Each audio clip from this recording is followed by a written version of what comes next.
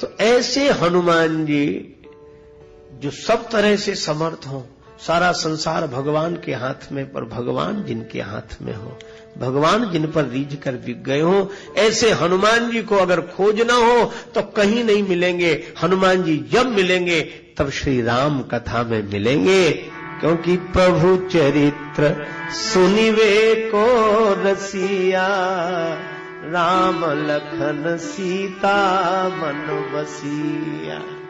हनुमान जी के मन में ये तीनों रहते हैं, राम जी, लक्ष्मण जी और जानकी जी।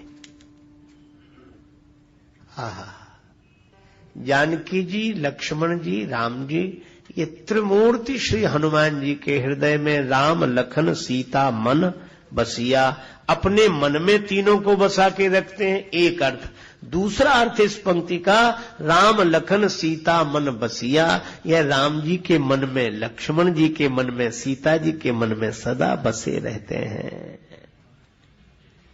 राम लखन सीता मन बसिया, सबके हृदय में भगवान रहते हैं, पर हनुमान जी भगवान के हृदय में रहते हैं, लक्ष्मण जी के हृदय में रहते हैं, जानकी जी के हृदय में रहते हैं। सभी राम जी, लक्ष्मण जी, जानकी जी सदा हनुमान जी के ऋणी है।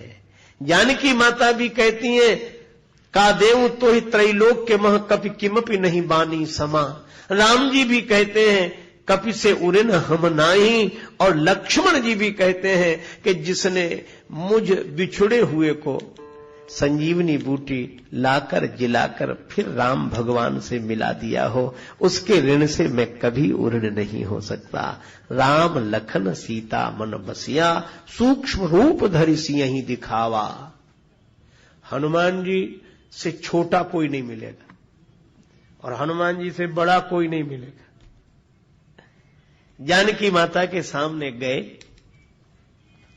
तो पहले तो छिपे रहे, राम जी की कथा सुनाई।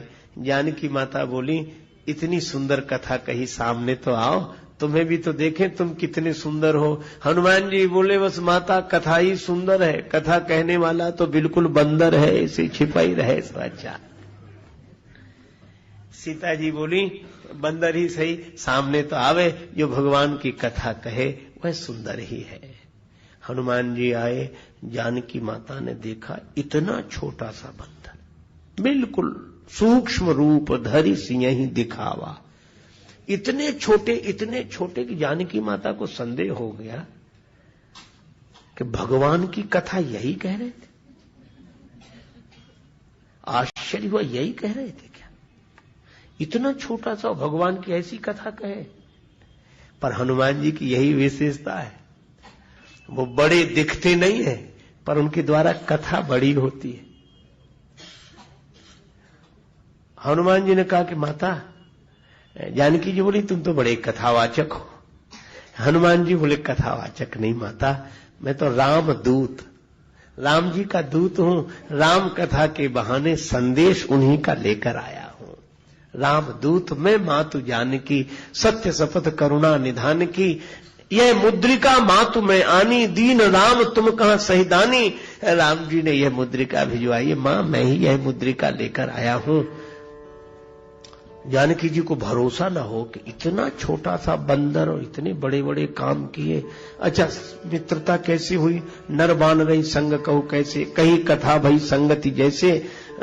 हनुमान जी बोले, माता जी निश्चिंत रहो, कुछ दिन की बात है, राम जी आएंगे और उनके साथ बंदर भी आएंगे, सब आपको लेकर जाएंगे, और निश्चिंत रहो। अब इतने छोटे से हनुमान जी, इतने से, और जानकी माता से कहे, निश्चिंत रहो, हम सब रहेंगे राम जी के साथ, आपको लेकर चलेंगे, निश्चिंत रहो। सीता माता ने पूछा, बेटा हनुमान, क्या सभी बंदर तुम्हारे जितने हैं? इतने से? हनुमान जी बोले, माता हम तो उनमें बहुत बड़े हैं, बाकी तो और छोटे छोटे बहुत हैं। जानकी माता बोली, जहां बड़े इतने से होते हो वहां छोटे कितने से होते हो? सीता मैया बोली, हो चुका हमारा उद्धार। हनुमान जी बोले, माता कोई संदेह है, संशय है? जानकी जी बोली मोरे हृदय परम संदेहा। और जो सुना सुन कपि प्रगट कीन निज देहा, सुन कपि प्रगट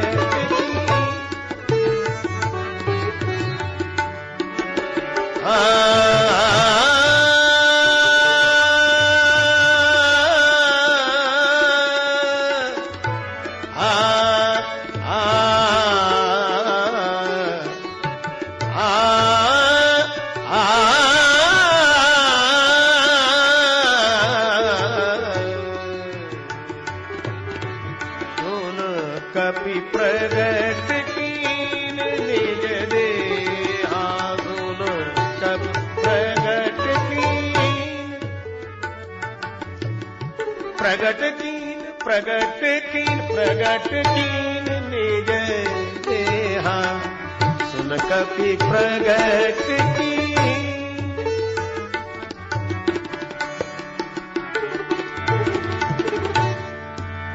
स्वर्ण शैलाभ देहम प्रगट कीन, कनक भूधराकार शरीरा, समर भयंकर अति बलवीरा, सुन कपि प्रगट कीन देहा, सुन कपि प्रगट कीन, प्रगट कीन प्रगट कीन प्रगट कीन। हनुमान जी ने अपना विशाल बप प्रकट कर दिया। अब हनुमान जी इतने लंबे जैसे आकाश को छू रहे हों, तो जो जानकी माता इतने छोटे से हनुमान जी को ऐसे देख रही थी, वो ऐसे देखने लगी। सीता मन भरोस तब भयो। माता बोली बेटा अब मुझे भरोसा हो गया, लेकिन मैं तुझे आशीर्वाद देना चाहती हूं। तो दो ना माता आशीर्वाद। बोले इतने से तो आओ ताकि सिर पर हाथ रख सकूं। पुनि लघु रूप पवन सुत लयऊ। हनुमान जी अत्यंत छोटे हो गए, सूक्ष्म रूप धरि सिंह दिखावा, बड़े छोटे। और वही क्या हुआ, जैसे ही हनुमान जी छोटे हुए, जानकी माता ने हनुमान जी के सिर पर हाथ रखा, आशीर्वाद दिया। आशीष दीन राम प्रिय जाना, आशीष दीन राम प्रिय जाना, ओहु तात बलशील निधान,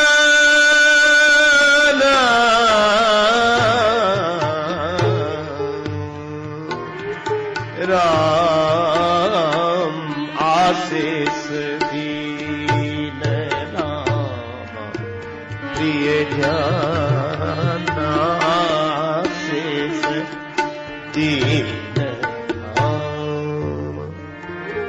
अजर अमर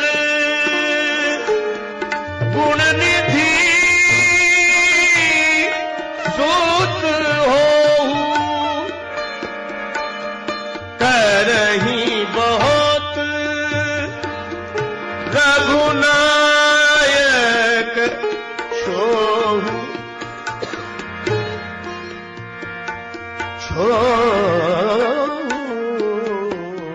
दीन राम। जानकी माता ने आशीर्वाद दिया। हो तात बलशील निधाना, अजर अमर गुण निधि सुत हो, करई बहुत रघुनायक छो, करई कृपा प्रभु अस्तु निकाना, निर्भर प्रेम मगन हनुमाना। जानकी माता ने कहा कि बेटा हनुमान, जब तुम इतने बड़े थे तो इतने छोटे बनकर हमारे सामने क्यों आए? छोटे बनकर सामने क्यों आए? हनुमान जी बोले मां, बेटा कितना ही बड़ा हो पर मां के आगे तो छोटा ही है। कितना ही बड़ा हो मां के आगे। और एक बात और है, क्या? मां आपको देखकर मैं छोटा हो गया। मुझे देखकर क्यों? बोले आप तो भगवान की कृपा है। तो हनुमान जी बोले, मां, जिसे भगवान की कृपा दिखाई देती है वह अपने को बड़ा कभी मान ही नहीं सकता। जिसे भगवान की कृपा दिखाई देती हो वह अपने को बड़ा नहीं मान सकता। लेकिन एक बात है, क्या?